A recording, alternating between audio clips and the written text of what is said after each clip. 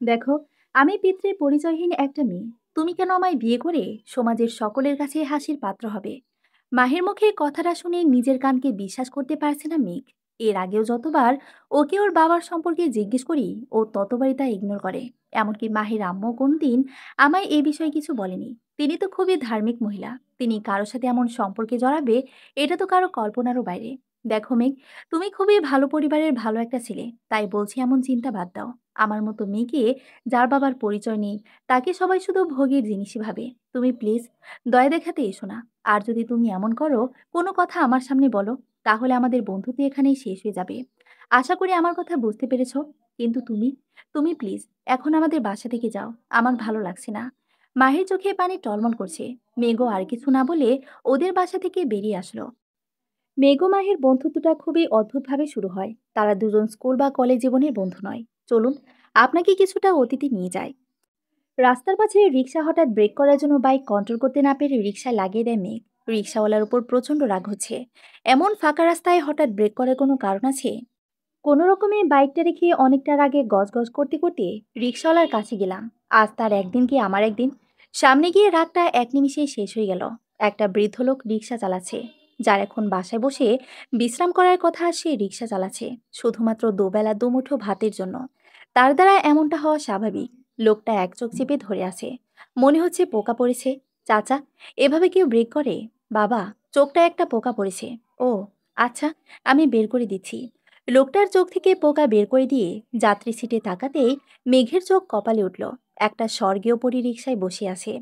পিছনে বাইক লাগায় হাত থেকে ব্যাগ পড়ে গিয়ে বাজারগুলো সব রিকশার মাঝে পড়ে গেছে। সেগুলোই তুলছে। আমি কি আপনাকে সাহায্য করব?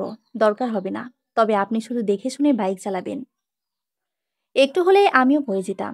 উনি বৃদ্ধ লোক, কিন্তু আপনি তো যুবক। হুম, পরবর্তী থেকে ইনশাল্লাহ দেখে চালাবো। চাচা, আপনি চলুন। রিকশা চলতে শুরু করলো। কিন্তু মেঘের আর চলা হলো না। তার দিকেই তাকিয়ে রইল।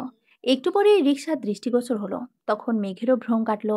তার চেহারা একটা অন্যরকমের মায়া আছে। চোখগুলো কেমন জানি শুধু দেখতে ইচ্ছে করছে। তাকে এক পলক দেখে মনে হচ্ছে তাকে সে অনেক আগে থেকেই চিনি। প্রথম দেখায় ভালোবাসা কথাটা যদিও বা মেঘ বিশ্বাস করে না, কিন্তু তবুও আজ যেন তার বিশ্বাস করতে সে বাধ্য। এটা তো ভালোবাসা নয়, তাকে প্রথম দেখায় তার ভালো লেগেছে। কিন্তু ভালো লাগা থেকে তো ভালোবাসার সৃষ্টি। সন্ধ্যার একটু পরেই যখন স্বচ্ছকে সকালের ঘটনা বলল, তুই পিছনে পিছনে যাসনি? কার? বুদ্ধু? ওই মেয়েটার? না তো। কেন? আমি তো থ হয়ে দাঁড়িয়ে শুধু ওর চলে যাওয়াই দেখেছি। খুব ভালো করেছেন আপনি। এখন বসে বসে আঙ্গুল চুষেন। পিছনে পিছনে গিয়ে কি হতো? গিয়ে বাসাটা চিনে আসতি। আন্টি তো তোকে বিয়ে দেবার জন্য মেয়ে করছে। ইস, এই কথাটা তখন কেন যে মাথায় আসেনি। এই ঠিক কয়েকদিন পর আবার মেয়েটাকে দেখেছিলাম। সেদিন পিছু নিতে ভুল হয়নি। আমাদের শহর থেকে অনেকটা দূরে। এটাকে ঠিক শহরও বলা চলে না, আবার গ্রামও বলা চলে না। দুটোর মাঝামাঝি। বাসার আশেপাশে অনেক দূরে কোনো বাসা নেই। কেমন জানি ভুতুড়ে পরিস্থিতির একটা বাসা। সেদিন আর সাহস করে বাসার কাছে যেতে পারেনি মেঘ। এরপর থেকে মেঘের রুটিনের অন্যতম একটা অংশ হচ্ছে প্রতিদিন সেই ভুতুড়ে বাড়ির সামনে দাঁড়িয়ে থাকা। যদিও বা একটু দূরে দাঁড়িয়ে থাকে সে, এখন তার সবকিছুই মুখস্থ। মেয়েটা কখন কোথায় যায়, কি করে ইত্যাদি। সে একটা বেসরকারি প্রতিষ্ঠানে জব করে। তবে একটা বিষয় খুবই অবাক করে তাকে, মেয়েটা রিকশায় আসলে বাসার সামনে নামে। কিন্তু সকালে যখন চলে যায়, বাসার সামনে মোড়টায় এতগুলো রিকশা থাকায় সে শুধু অনেকটা হেঁটে গিয়ে রিকশায় ওঠে। এর কারণটা প্রতিরোধ মেঘকে ভাবায়। মাঝে মাঝে ভাবে হয়তো টাকা বাঁচায়। কিন্তু তাহলে আসার সময় পুরো পথ রিকশায় আসার দরকার কি? আজ প্রায় 1 মাস হয়ে গেল। মেঘ শুধু দূর থেকেই দেখে গেল, ঠিক ওই গানটার মতো। আমি দূর হতে তোমারই দেখেছি, আর মুগ্ধ হয়ে পথে চেয়ে থেকেছি। সামনে গিয়ে যে কথা বলবে, তার নাম জিজ্ঞেস করবে, সেই সাহসটুকু এখনো সঞ্চয় করতে অক্ষম সে। এরই জন্য সচ্চের কাছে প্রতিনিয়ত তাকে কথা শুনতে হয়। কিন্তু তার প্রতিরে একটা কথাই শোনা যায়, জিনিস দূর থেকেই ভালোবাসা ভালো, কাছে গেলে সেটা চেমসে যেতে পারে। মেঘের এমন মহান উক্তি শুনলে স্বচ্ছের গায়ে যেন আগুন জ্বলে ওঠে। তখন তার একটাই বাক্য, শ্রদ্ধেয় নিকৃষ্টতর মহামানব, তাহলে আপনাকে সারা জীবন অন্যের বিয়ে খেয়ে বেড়াতে হবে, নিজের আর বিয়ে করা হবে না। স্বচ্ছের আগে শরীর জ্বালা কথাটা মেঘ হেসে উড়িয়ে দেয়। তুই এভাবে দাঁত কেলাবি, ওইদিকে অন্যকে মুচকি এসে তাকে কোলে তুলে নিয়ে চলে যাবে। সে যদি আমার জন্য সৃষ্ট হয়, তবে তাকে আমিই পাবো। তাই জন্য তুই কথা বলবিও না তার সাথে? বলবো তো। তবে দূর থেকে দেখেই আমার হৃদয়ের কাছে গেলে তো হৃদয় স্পন্দন বেড়ে যায়। শুধু শুধু কেন রক্তচাপ বাড়াবো বল? আসুক না সময়। যখন হৃদয়টাকে মানিয়ে নিতে পারবো বাহ্যিক পরিবেশের সাথে, তখন গিয়ে না হয় চোখে চোখে চোখ রেখে শোনাবে কিছু প্রেম বাক্য, বলবো ভালোবাসি, চাইবো তার হাত ধরতে, চলবো সারা জীবন পাশাপাশি। আহারে আমার কবি গো, ততদিন সে আপনারে গিয়ে রিপ্লাই দিবে জানেন কি? সরি ভাইয়া, আই হ্যাভ এ চাইল্ড। তখন বাবা হতে গিয়ে মামা হয়ে ফেতর এসে এই যে সুন্দর সুন্দর কবিতাগুলো বাকি রাখছো না, সেগুলো পূরণ করিও। যত সব। তোর সাথে এই বিষয় নিয়ে কথা বলে আমার গা জ্বালা করে। কখনো কাউকে ভালোবেসেছিলি? বাসিসনি, তুই বুঝবি না। যখন তাকে আমি প্রথম দেখেছিলাম সেটা কিন্তু আমার ভালোবাসা ছিল না, ভালো লাগা ছিল। কিন্তু তাকে এখন আমার প্রতিটা মুহূর্তে অনুভব করতে পারি। আর এটা কখনো ভালো লাগা হতেই পারে না। এটা হয়তো ভালোবাসা। আর আমি এমন কিছু করব না যাতে আমার প্রথম ভালোবাসা আমার থেকে হারিয়ে যায়। তাই সঠিক সময় আসলেই কেবল আমি তার সাথে কথা বলবো। আজও মাহির বাসার সামনে গিয়ে বাইকের উপর বসে থাকতে বিন্দুমাত্র ভুল হয়নি মেঘের। ঠিক মাহির বাসার সামনে নয়, কিছুটা দূরে, কিন্তু বাসাটা স্পষ্ট দেখা যায়। মাহির সামনে দিয়ে চলে গেল। মেঘ এক নজর মাথা তুলে মাহির দিকে তাকিয়ে রইল। কিছুটা যাওয়ার পর হঠাৎই মাহি পথ চলা থামিয়ে পিছনে ফিরে তাকালো। মাহিকে মেঘ নিজের দিকে আসতে দেখে কি করবে বুঝে উঠতে না পেরে পকেট থেকে মোবাইলটা বের করে কানে ধরে মিথ্যে কথা বলার অভিনয় করতে লাগলো। কিন্তু ওই বাংলা একটা প্রবাদ আছে না, যেখানে বাঘের ভয় সেখানেই সন্দেহ হয়। ঠিক সেই মুহূর্তে স্বচ্ছের ফোন এমনভাবে ধরা পড়ে যাবে কোনোদিন কল্পনাও করেনি। মোবাইল রিসিভ করে। আমি একটু পরে ফোন দিচ্ছি, এখন বাই। স্বচ্ছের কথা বলার কোনো সুযোগই নাই। মাহি এক দৃষ্টিতে মেঘের দিকে তাকিয়ে আছে। মেঘ কিছুটা সাহস নিয়ে বলল, আপনি আমার দিকে এভাবে তাকিয়ে আছেন কেন? আপনার সমস্যা কি? বাসার সামনে দাঁড়িয়ে থাকেন কেন? কই, সামনে তো কোনো বাসা নেই। আর আমি ওই দোকানটায় আছি। প্রতিদিন কি আপনি ওই দোকানটায় আসেন? হ্যাঁ। কি বাজার করেন ওখানে? ওখানে যা আছে ওটাতে শুধু সুপারি পাওয়া যায় আর সিগারেট। আপনাকে কোনোদিন সিগারেট খেতে দেখিনি। আর মুখ দেখে তো মনে হচ্ছে না সুপারি খান। তার মানে আপনি আমায় নোটিস করেন। দেখুন, এখানে আর আসবেন না। এতে যেমন আপনার ভালো, ঠিক তেমনই আমারও ভালো। আশা করি বুঝতে পারছেন। মাহি হনহন করে রাস্তা ধরল। মেঘ বাইকে করে মাহির পিছনে যেতে লাগলো। আমি জানি আপনি কোথায় যাবেন। বাইকে উঠুন, নামিয়ে দিচ্ছি। মেঘের মনে এতদিনের জমানো ভয়গুলো আজ একবার কথা বলে যেন নীলিমায় মিলে গেছে। মেঘ কয়েকবার বলল, কিন্তু কে শোনে কার কথা? প্রতিদিন যেখান থেকে রিক্সা নেয় সেখানে গিয়ে রিক্সায় উঠে চলে গেল তার গন্তব্যে। ওখানে থেকে মেঘ সোজা স্বচ্ছের বাসায় আসলো। স্বচ্ছ গিয়ে সবটা না বললে তার পেট ফাঁকা হবে না। আজ যেন তার ঈদের দিন। বাহ, তাহলে অনেকটা এগিয়ে গিয়েছিস তো। হুম, অনেক কথা হয়েছে। ভালোবাসি সেটা বললি? সেটা তো বুঝে গেছি। আপনার মাথা চুলকাতে দেখেই বুঝেছি আপনি মহাভারত ঘটিয়ে এসেছেন। আসল কথা তাই তো বলিসনি। তো কি অনেক কথা বলি শুনি? সচর রেগে গেলে আপনি করে কথা বলে, এটা মেঘের খুবই ভালো লাগে। বাসার সামনে দাঁড়িয়ে থাকতে নিষেধ করলো। বাহ, ভালো তো। বাসায় কে কে আছে সেটা জিজ্ঞেস করিসনি? না, ভালো করেছিস। জিজ্ঞেস করলেই শুনতে হতো এক স্বামী দুই বাচ্চা। মেঘ আর কিছু বলল না, কারণ এখন সে যেটাই বলবে সচর সেটা নিয়ে বকাবকি শুরু করে দিবে। এভাবে আরো কিছুদিন কাটলো। মেঘ এখন আর শুধু দাঁড়িয়ে থাকে না, কথা বলারও চেষ্টা করে। যদিও বা তাতে কোনো লাভ হয় না। বারবার সে বাইকে উঠতে বলে, কিন্তু মেঘের কথা যেন তার কান পর্যন্ত যায় না। মনের মাঝে প্রচুর সাহস জমিয়ে আজ মেঘ মাহির বাসার দরজার সামনে পর্যন্ত এসেছে। যদিও বা মাহি একটু আগেই বেরিয়ে গেছে। বেশ কয়েকবার কলিং বাজানোর পরও দরজা খুলছে না। দরজায় হালকা স্পর্শ করার সাথে সাথেই খুলে গেল। ভেতর থেকে লক করা ছিল না। মেঘ সাহস করে বাসার ভিতরে ঢুকলো। নির্জীব একটা বাসা। কোথাও প্রাণের বিন্দুমাত্র চিহ্ন নেই। এই বাসায় কি সে একাই থাকে? কিভাবে থাকে? ভয় করে না তার? এমন হাজারো প্রশ্ন এসে জমা বাঁধে তার মনে। একটু আগানোর পর কানে হালকা আওয়াজ আসতে শুরু করলো। আওয়াজটা ঠিকভাবে শোনার জন্য দাঁড়িয়ে পড়ল মেঘ। কিন্তু ঠিক বুঝতে পারছে না শব্দটা কিসের। এমন ভুতুড়ে বাড়ির ভেতর হঠাৎ করে আসা এমন একটা শব্দ, যেটা কিসের সেটাও বুঝতে পারছে না। ভয় তো লাগারই কথা। শব্দটার সূত্র ধরে ধীরে ধীরে সামনের দিকে এগিয়ে যাচ্ছে মেঘ। কিছুটা সামনে আগাতেই শব্দটা স্পষ্টভাবে শোনা যাচ্ছে। এটা মনে হচ্ছে কোনো মানুষ বা প্রাণীর শব্দ। যখন কেউ আহত হয় তখন তার গঙ্গানি শব্দ ঠিক এমন হয়। মেঘ আবারও স্থির হলো। কান পেতে রইল নিশ্চিত হওয়ার জন্য। এবার সে নিশ্চিত একটা গঙ্গানি শব্দ। এবার যেন মেঘের গলা শুকিয়ে আসলো। ঢোক গিলে গলা ভেজানোর বৃথা চেষ্টা লাগালো। লালা গ্রন্থিতে লালা শুকিয়ে চোত্রের মাঠ হয়ে গেছে। সামনের রুম থেকে আওয়াজ আসছে। কাপা কাপা হাতে দরজাটা খুললো। কিন্তু কোথায়? রুমে তো কেউ নেই। মেঘ কয়েকবার ডাকলো, কেউ কি আছেন এখানে? কিন্তু না। ওই আওয়াজ ছাড়া আর কিছুই শোনা যাচ্ছে না। রুমের মাঝে খাটের উপর তাকালো, কিন্তু সেখানে কাউকে দেখতে পেল না। হঠাৎ গোঙ্গানির শব্দটাও বন্ধ হয়ে গেল। মেঘ যেন আরো ঘাবড়ে গেল। মেঘের চোখ মেঝেতে পড়ল। মেঝেতে রক্ত পড়ে আছে। রক্তের দাগটা ঠিক ওই দরজার ওপাশ থেকে আসছে। মেঘ ধীরে ধীরে সামনের দিকে এগিয়ে যাচ্ছে। এদিকে গলা শুকিয়ে কাঠখড়ি হয়ে গেছে। দরজা পেরিয়ে মেঘ দেখলো একজন মহিলা মেঝেতে পড়ে আছে। আর রুমটা বাথরুম ছিল। মহিলার কাছে এসে বসে তাকে কয়েকবার ডাকলো, কিন্তু তার কোনো সাড়া শব্দ পেল না। পালস চেক করলো, এখনো জীবিত আছে। তাড়াতাড়ি করে তাকে কোলে করে নিচে নিয়ে আসলো। কিন্তু একটা বিষয় লক্ষ্য করলো, কোনো গাড়ি তাদের নেওয়ার জন্য রাজি হচ্ছে না। ফোন বের করে স্বচ্ছকে ফোন দিয়ে তাড়াতাড়ি অ্যাম্বুলেন্স নিয়ে আসতে বলল। অ্যাম্বুলেন্স আস্তে আস্তে কয়েকবার চেষ্টা করলো বাইকে বসিয়ে নেওয়া যায় কিনা, কিন্তু না, কারণ তিনি অজ্ঞান ছিলেন। আর মাত্র দু হাতে একজন অজ্ঞান মানুষ আর বাইক দুটো সামলানো একেবারেই অসম্ভব। মেঘ একটু পর পর পালস চেক করছে। অ্যাম্বুলেন্স আসলো। এরপর তাকে নিয়ে হাসপাতালে গেল। স্বচ্ছ মেঘের বাইক নিয়ে তাদের পিছনে পিছনে হাসপাতালে আসলো। ওটিতে নেওয়া হয়েছে। হাসপাতালে রেখে মেঘ বাইক নিয়ে ছুটে চলো মাহির অফিসের দিকে। এখন মাহির অফিসের নিচে দাঁড়িয়ে দারোয়ানকে বলায় সে নাম জানতে চাচ্ছে, কিন্তু মেঘ তো মাহির নাম জানে না। এখন আর এক ঝামেলায় পড়ল। মামা, নাম না বললে আমি কেমনি কারে ডাইকালুমুকন। আপনি নাম কন, আমি দায়কা আনতাছি। মেঘ তখন তাকে মাহির শারীরিক বর্ণনা করল। আপনি মাহি ম্যাডামের কথা কইতেছেন? হয়তোবা। আপনি প্লিজ একটু তাড়াতাড়ি ডেকে দেন। একটু পরেই দারোয়ান মাহিকে ডেকে নিয়ে আসলো। আপনি আপনি আমার অফিসেও চলে আসেন? সাহস তো কম না। আপনার সাথে খুবই জরুরি দরকার আছে। তাড়াতাড়ি বাইকের পিছনে উঠুন। আমি আপনাকে চিনি না, জানি না, কেন আপনার বাইকের পিছনে উঠবো?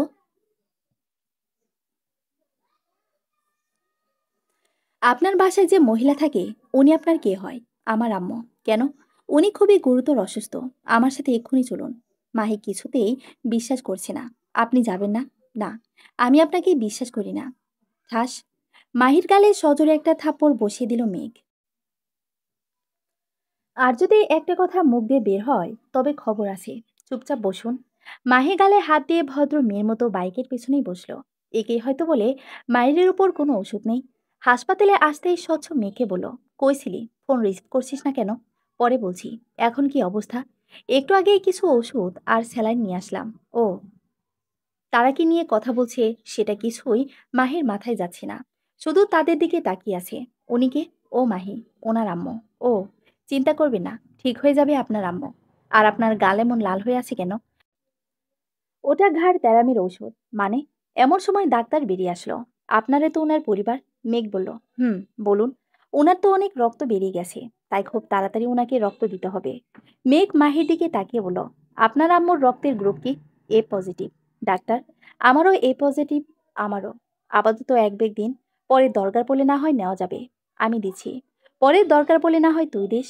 স্বচ্ছের দিকে তাকিয়ে বলল, আচ্ছা ঠিক আছে। আপনি নার্সের সাথে আসুন। আর আপনি প্লিজ এগুলো নিয়ে আসুন। হয়তো হাসপাতালের ফার্মেসিতে নাও পেতে পারেন। তাড়াতাড়ি গিয়ে বাইরে সংগ্রহ করুন। মেঘ রক্ত দেওয়ার জন্য গেল। আর স্বচ্ছ ওষুধ নিতে।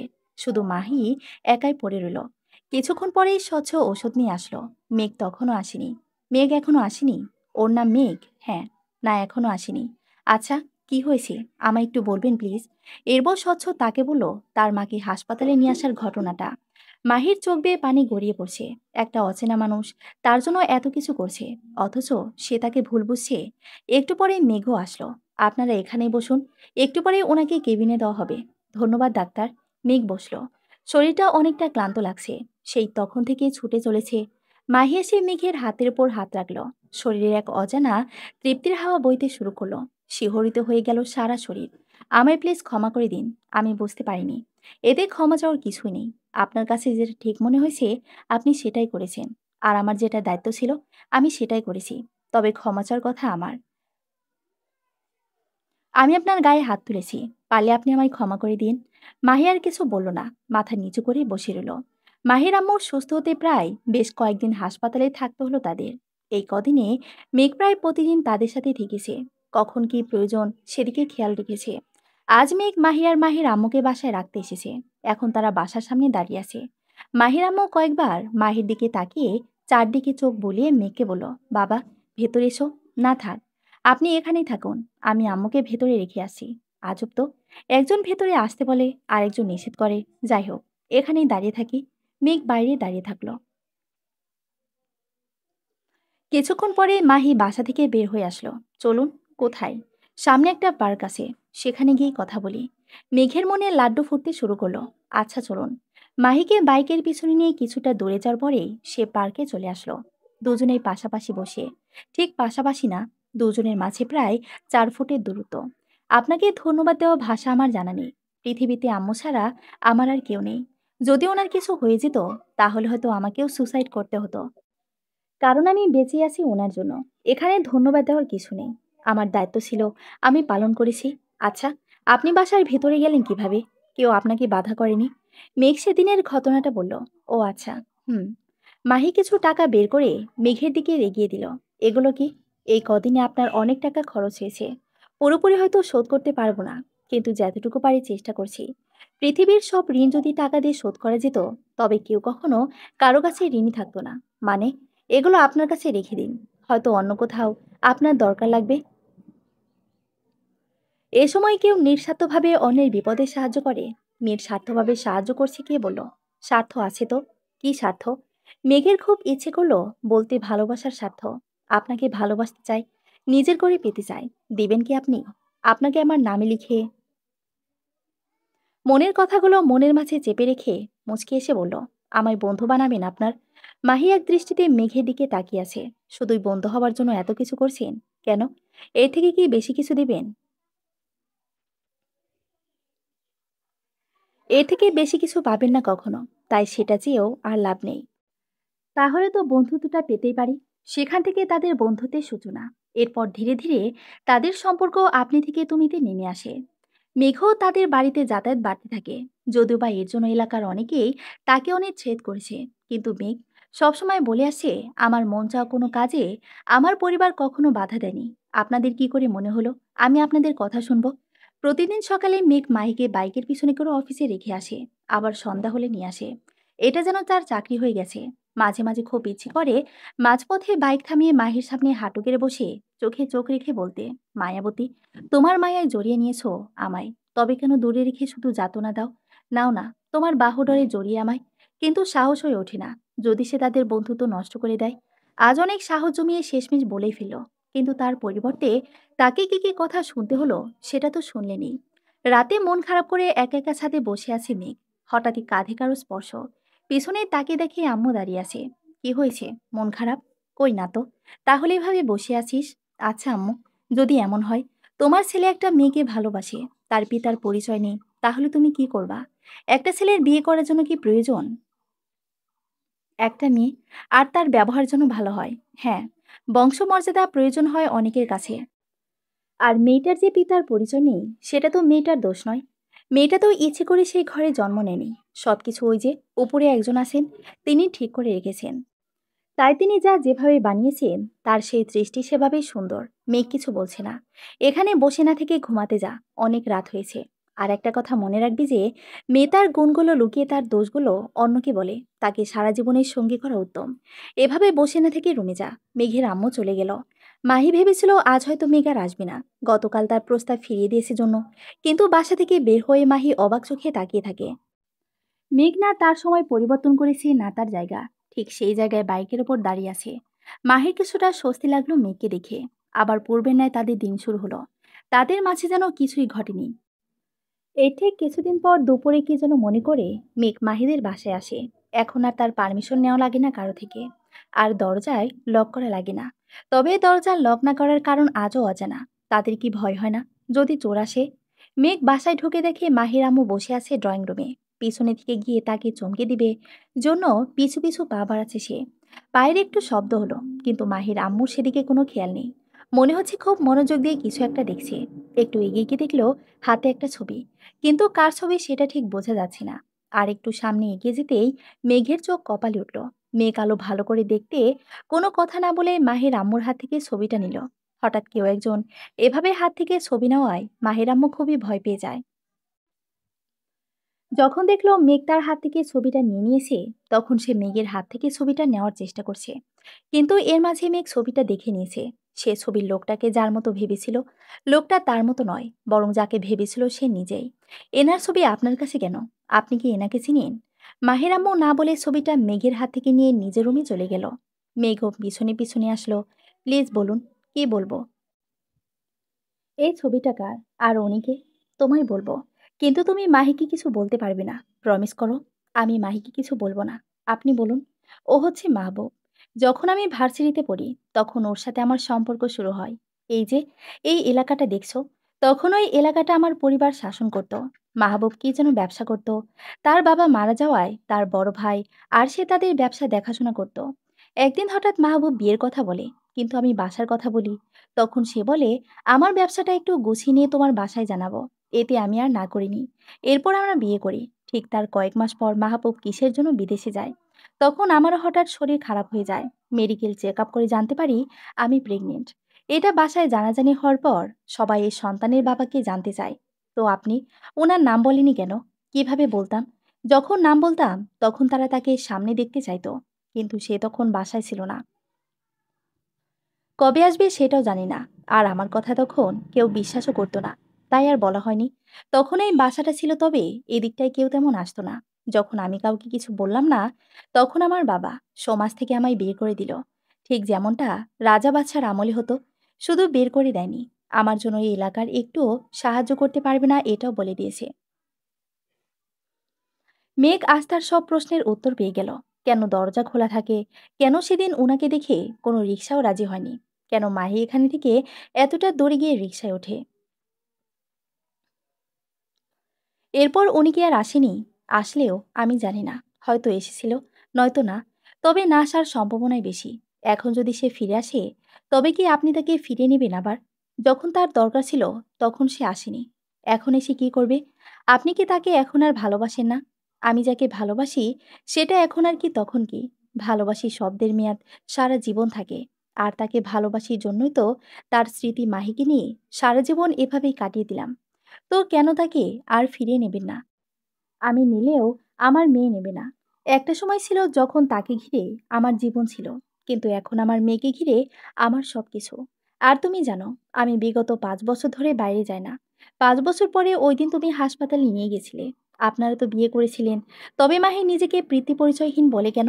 যে বাবা তার স্ত্রী সন্তানকে একা ছেড়ে যেতে পারে, তাকে কোনো সন্তানই পিতার পরিচয় দিবে না।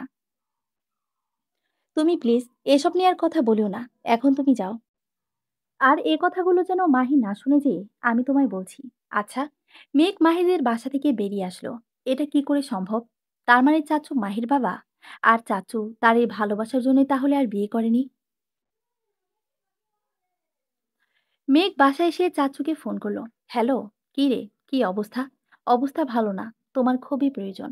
কেন, কি হয়েছে? একটা মেয়েকে খুব ভালো লাগে, কিন্তু তাকে আর তার পরিবারকে মানাতে পারছি না। তো তোর বাবাকে নিয়ে যা। আব্বুকে দিয়ে হবে না, তোমার দরকার। কবে আসবে? আচ্ছা, আমি আগামীকাল আসবো। হুম। গত কয়েক বছর ধরে চাচু চট্টগ্রামে আছেন। খুব বেশি প্রয়োজন ছাড়া এদিকে তেমন একটা আসে না। আর বিয়ে না করার কারণ হিসেবে জানতাম তিনি একজনকে ভালোবাসতেন। সেই মেয়েটা নাকি মারা গেছে। কিন্তু সেই মেয়ে যে মাহির আম্মু সেটা কখনোই ভাবিনি। পরের দিন সকালে মাহি প্রতিদিনের নিয়মে বাসা থেকে বের হলো, কিন্তু মেঘ আর তার জায়গায় নেই। গাছের নিচটা ফাঁকা পড়ে আছে। একটু অবাক হলো, কারণ এর আগে কখনো মেঘ দেরি করেনি। গাছের নিচে দাঁড়িয়ে মেঘকে কয়েকবার ফোন দিল, কিন্তু ওই দিকে থেকে কোনো সাড়া না পেয়ে মাহি অফিসের দিকে রওনা হলো। সেদিন আর মেঘের নাগাল পেল না মাহি। পরের দিনও ঠিক একই হলো। আজও মেঘ নেই। আজ একটু ভয় লাগছে মাহিকে। মেঘ আবার অসুস্থ হয়ে যায়নি তো? কিন্তু মাহির কাছে না আছে মেঘের বাসার কারো নাম্বার, আর না আছে মেঘের বাসার ঠিকানা। একটানা দুদিন মেঘের অনুপস্থিতি মাহির ভাবনার কারণ হয়ে দাঁড়ায়। সেদিনই হঠাৎ মেঘ মাহির বাসায় এসে তার আম্মুকে বাইরে নিয়ে যায়। মেঘ, কোথায় নিয়ে যাচ্ছ আমায়? এই পাশে একটা পার্কে। পার্কে কেন? কেউ একজন আপনার সাথে দেখা করতে চায়। আমার সাথে? হ্যাঁ। কে সে? নিজে গিয়ে দেখে নেবেন। পার্কে এসে মেঘের চাচু একটা ব্রেনে বসে আছে। পেছনে থেকে মেঘ বলল, চাচু, ইনি সে মেয়ের আম্মু। মাহবুব সাহেব পিছনে ফিরে তাকাতেই আর বসে থাকতে পারল না। এ তো তার সে চিরচেনা চোখ, যে চোখের গভীরতায় সে বারবার হারিয়ে যায়। মাহির আম্মুও থ হয়ে কিছুক্ষণ এক দৃষ্টিতে মাহবুব সাহেবের দিকে তাকিয়ে থাকলো। হঠাৎই মেঘ বলল, তোমরা কথা বলো, আমি ওইদিকে যাচ্ছি। তার দরকার হবে না। এ বাসায় কখনো তোমার বিয়ে হবে না।